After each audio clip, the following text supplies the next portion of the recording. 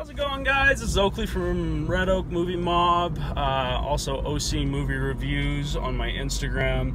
I just got out of seeing 8th Grade, the film, new A24 film. It's kind of getting a lot of buzz around it. Stars Elsie Fisher and Josh Hamilton, and is directed by Bo Burnham and written. Any of these people, I haven't really known any of their work, so it's kind of refreshing seeing this. I haven't seen any trailers for it, so I kind of went in blind, and I really liked it. It's about a girl that's graduating 8th grade and kind of does her own YouTube videos, and she's really awkward, has a lot of anxieties. She's trying to just make it through, trying to learn French. She's quite the loner, and it's really charming in that sense. They kind of put a new spin on the coming-of-age genre, where she is kind of, she's really awkward, and, like I said, she's a loner. A lot of these coming-of-age movies, I feel like they have these characters that you can relate to in a sense, but they're not realistic. I feel like Lady Bird did really well with this just this last year, and this one does, I think, the best job in being able to relate to these characters and kind of making yourself laugh, laugh at yourself again. Best things about this film is definitely the performances. Elsie Fisher really does a good job here. Just super genuine and authentic, and I gotta really praise her for that, because it just felt real. It felt very realistic, and that's same with Josh Hamilton. He does a really good job in playing this goofy father, not over the top goofy, but goofy in the aspect that he's just trying to be close to his daughter, and you can tell that that's all he has, and he loves her so much, and you can just see the love and respect he has for her, but he's also trying to be protective and work hard for her love, because she's kind of buried in her phone all the time, and it can be hard, and I can see that, and I've seen that with a lot of people, with my parents especially. I'm on my phone all the time, so it was kind of a cool little way to look at it. There are a lot of funny situations, the exploration of being a teenager and stuff. A lot of comedy in that.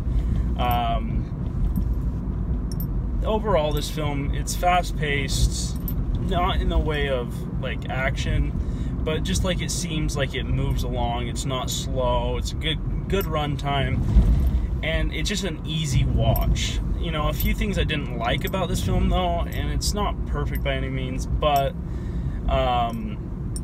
there's a lot of issues with, I found this to be a big issue, is that there's a lot of references, not to necessarily pop culture, like Vine, YouTube, Instagram, and like a lot of just things that we've seen that are funny, but they're dated. And I can tell that, it kind of sucks, because this film comes out now. It's supposed to reflect the times of now, but it already seems dated to the references that they're pulling. And again, I'm not in high school or middle school, so I don't know exactly what they're talking about, but I feel like these are a little behind us.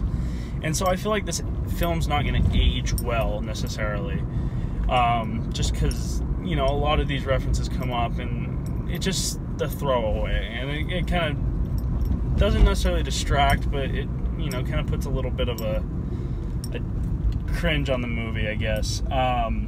Again, and then there's another thing, there's a scene towards the third act of the film that just felt really uncomfortable. I wasn't a fan of it, and it took me out of the film. I had a hard time paying attention the last 20 minutes. I finally brought myself back in, and it was a good last act. But there's even people leaving the film just because they felt really uncomfortable. So, I definitely got to knock it down a little bit for that. Overall, this film, though, is really good. I'm probably going to give it an A-. Like I said, there is some issues with that scene, the pop culture references, and also, you know, some character arcs that I kind of wish I would have saw finished up.